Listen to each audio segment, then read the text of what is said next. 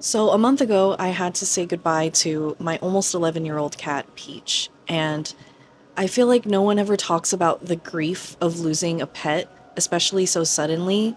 And it's probably because it hurts to talk about it first, but grief is an inevitable part of life, and it's a side of life that society tends to ignore and try not to think about, but unfortunately, it is something that we all eventually will go through. It hurts because you have this pure, innocent soul that loves you unconditionally and is with you every day, all day, and then suddenly they're gone, and it's like the grief is this huge elephant in the room, and you somehow now have to build your life around it. Still having to work and do all of the normal things, cook and clean and carry on like everything's okay, but how do you even return to any sense of normal after something like that? I miss her so much, dude, like more than words or anything could ever describe. Cut the cameras, dead ass. As sad as I am, I know that we gave her the best life that we possibly could, and we were all happy together. So, Don't cry, don't cry, don't cry, don't cry. So to honor her and feel a little closer to her, I thought I could play around with some makeup and do a look inspired by my cat, Peach. Let's get into the makeup therapy. By the way, if you're new, hi, my name is Jada Desiree. I promise my videos are normally not this sad, but I do makeup and beauty content. I live on Oahu, Hawaii. I'm a licensed cosmetologist, yada, yada, yada. You don't care. Let's move on. Put some pictures of Peach up here. She did have these like really cute tiger stripes in the middle of her forehead, so I'm gonna mimic something like that. I already did the base, so I'm gonna start with the Glisten Cosmetics Spectra base in gray. Okay, wait, moment for the nails. I'm seeing Pierce the Veil soon, so I wanted to channel my inner emo kid. Hello? We're off to a great start. I think I got the pump to work. Yes! Just placing this on the bridge of my nose, blending up and out. Let me zoom y'all in. What am I doing? So let me tell you how I got my cat Peach. We adopted her around 2021. It did take a couple of months to convince my husband to let us adopt a cat because he had never had a pet before. At the time we were living in LA, so I came across a bunch of different shelters and eventually landed on LA Kitten Rescue. I came across Peach's profile on the Kitten LA Rescue site and immediately fell in love the moment that I saw her face because she has just such the cutest, sweetest face I've ever seen, you know?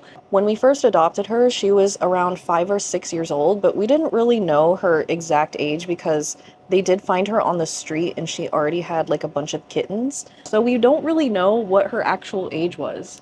Okay, so we covered all of that with the gray Spectra base. This is like our eyeshadow base for everything else. I'm gonna use this Blend Bunny Ellis Volume 2 palette to contour and do most of the details. So let's start with a mix of these two. Blend out these outer perimeters first. So when we first adopted Peach, we actually didn't know that she had damaged vocal cords, so her meow was pretty raspy. I always said it sounded like she was a smoker, or sometimes it sounded like a duck quacking. I'm just starting the shading of the design that she has from her nose to her forehead. Ugh, so cute. I always called her my little tiger. Mimicking that white inner corner that she has. Now I'm just working on the little details. I'm gonna use the one size pencil liner to line my eyes. I keep having to adjust my fan because it's so freaking hot. One of my favorite things about Peach was because she didn't have half of her teeth, right? She would often have like her tongue hanging out from the side. And it was the cutest thing in the world. I have a few pictures of it. Oh, she had these little stripes that went down on the side of her face like that. It's gonna be so fun. I'm gonna smudge all of this out, so I'm not really worried about being too precise. She had like a natural inner corner liner, so I'm gonna just bring the same eyeliner down. The best part about this is that you don't have to be precise like at all. The little eyebrow marks that she had. Peach is actually part tabby, part Siamese, but during the summer when it would get warmer, she would actually get lighter and look more Siamese than tabby. So sometimes her stripes would disappear and come back. I didn't know that cat's fur can change according to the climate, so I learned something new. I'm just using this one shade from the Makeup by Mario Neutrals palette just to do some extra blending. I think out of all of the apartments that we lived in, Peach loved this house the most because you know how pets take a minute to adjust to a new space? Well, when we let Peach out, she immediately adjusted to this place. She loved it. She wasn't hiding, she was roaming around, living her best life. We have a backyard, and she was always out there sunbathing. What are you doing? Are you sunbathing? So now, whenever I'm out there in the sun, I think of her. When we first adopted Peach, she was actually pretty shy and kind of grumpy. But when she opened up to us, dude, it was like she was just the sweetest angel ever. And she was a lap cat. She would always be on my lap in like weird positions whenever I was watching something or playing video games. The second week after everything happened, she actually came to me in one of my dreams. There wasn't really much going on, but it was just me holding her. And I think that was her trying to tell me that everything's okay. So, let me not fucking cry while I'm putting on mascara. What the fuck? I kind of like the way this looks without lashes. Snack break. I got some 7-Eleven Lee Hang Sour Kids. Could be more sour. Line my lips. Oh, this lipstick is so cute. I'm gonna go with this Kaleidos gloss in Hot Pursuit. My lips are so dry. Yay. Here's the finished look. I love how it came out. I feel like I did a pretty good job getting her pattern. I know people have the best intentions when they ask an owner if they're gonna adopt another dog or cat, but asking that right after it happened or recently is kind of like if you got a tooth pulled and I went up to you right after and was like, "Are you gonna get a new tooth?"